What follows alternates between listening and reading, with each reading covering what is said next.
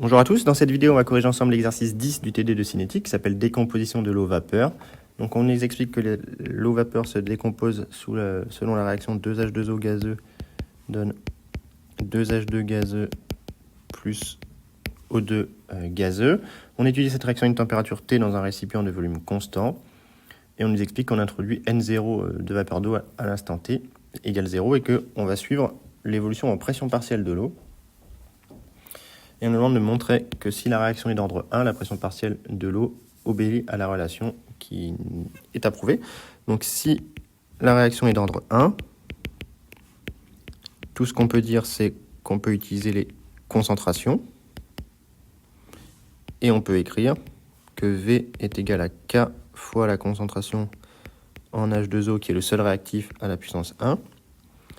On a aussi, et ici attention, par définition,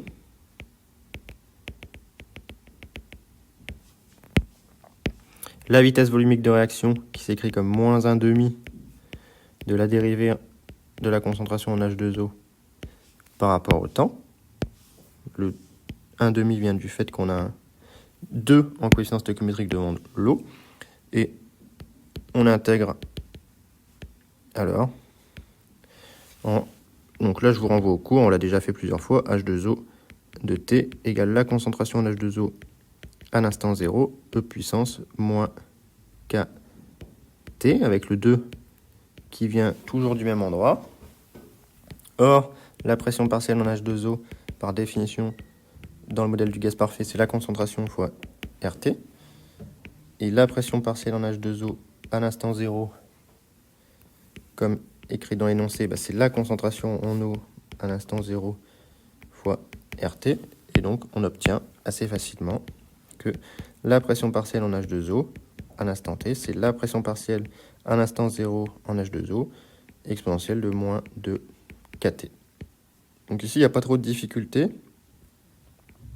La seule vraie difficulté est d'oublier le petit facteur 2, du fait du coefficient stoichiométrique 2, mais il ne faut surtout pas l'oublier. Très bien, on nous demande ensuite de calculer la constante K de la réaction en utilisant les données. Donc, on va tester si cette réaction est bien d'ordre 1.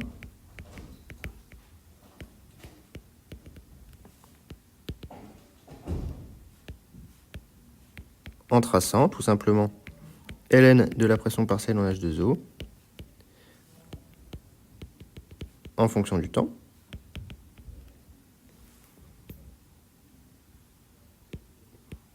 Donc ici, c'est pas trop difficile puisque l'énoncé nous donne directement la pression partielle et non pas la pression totale. Et donc si le modèle est validé, on va devoir trouver une droite, comme d'habitude, dont les paramètres intéressants sont pour nous ici la pente.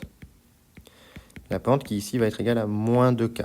C'est assez facile à voir si vous écrivez le log ici, ln de P de H2O égale ln de P0 H2O moins 2KT. Donc si vous mettez en Y ln de P de H2O et en X T, vous avez une pente qui vaut moins 2K. Donc on va faire le tracé à la calculatrice, je l'ai fait également. Donc ce sont ces trois images-là.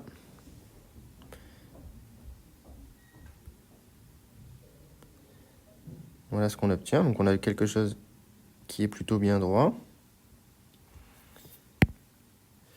Donc ce qui nous intéresse avant tout, c'est de vérifier que le modèle est validé. C'est le cas avec ce R carré très très grand. Donc le modèle d'ordre 1 est ici clairement validé. Et enfin, la pente, c'est A.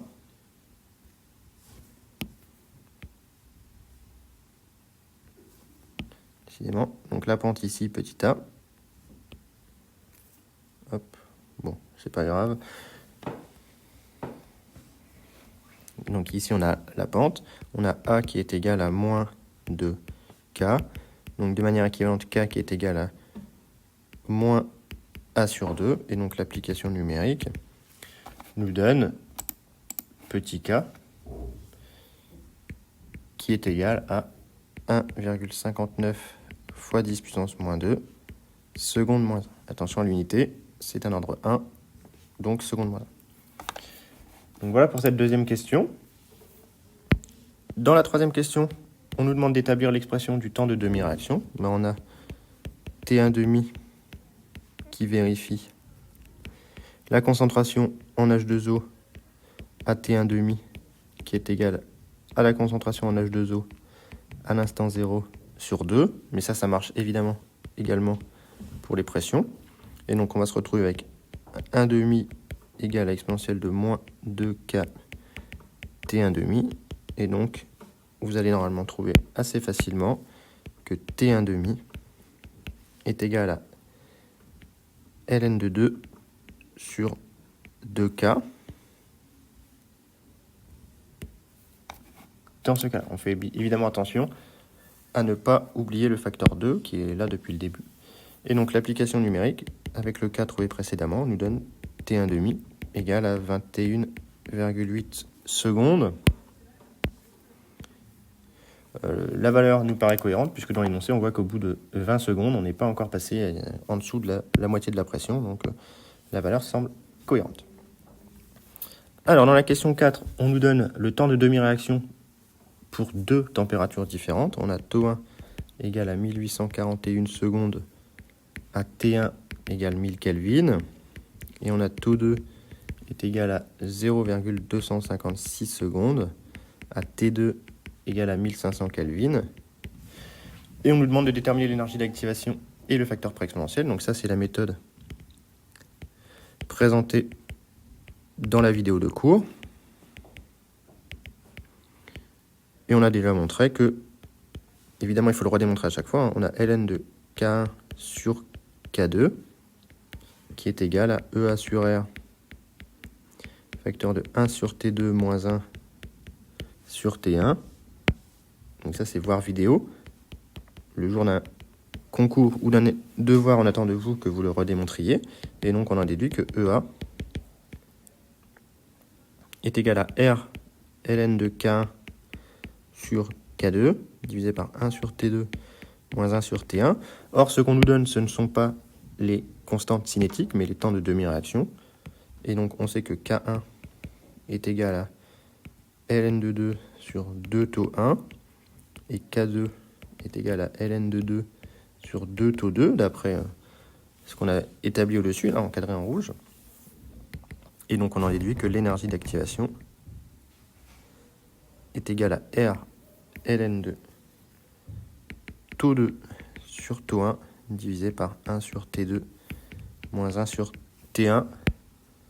Et l'application numérique nous donne que l'énergie d'activation vaut 221,5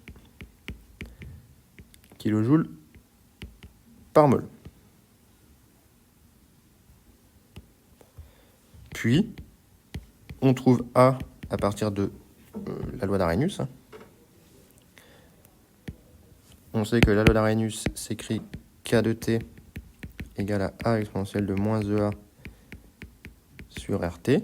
Donc on en déduit que A est égal à, par exemple, K de T1 divisé par exponentielle de moins EA sur RT1, ou K de T1, bah vous avez la relation avec taux 1, c'est ln de 2 sur 2 taux 1, et donc on en déduit que A est égal à ln de 2 sur 2 taux 1 divisé par exponentielle de moins EA sur RT1, et en faisant l'application numérique, on trouve 7 fois 10 à la puissance 7 secondes moins 1.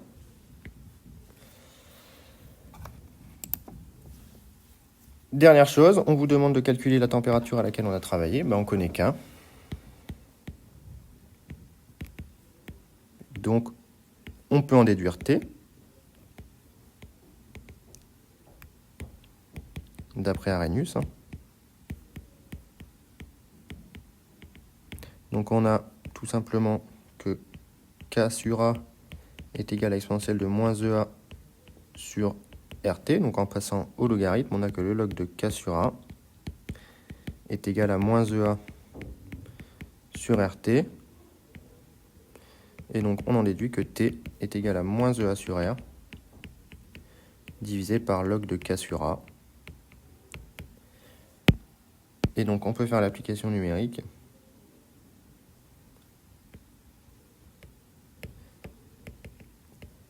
Et on trouve T de l'ordre de 1200 Kelvin, ce qui est cohérent, puisqu'on a bien un temps de demi-réaction compris entre 0,256 secondes et 1841 secondes.